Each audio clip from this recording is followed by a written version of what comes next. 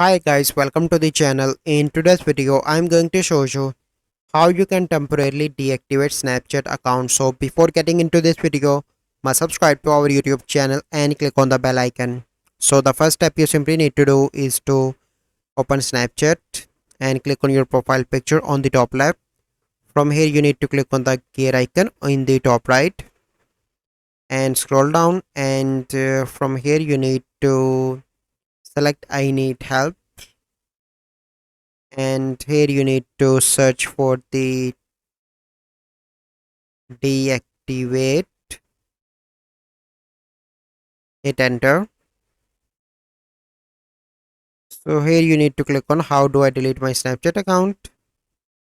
So here you can see the complete method is mentioned. So first you need to tap on the gear icon in the profile screen to open settings, scroll down to account actions, and then you simply need to tap delete account and follow the steps. So once you done that, it will be temporarily deactivate your account for 30 days, and within 30 days you need to log in back again to continue Snapchat account, otherwise your account will be deleted permanently.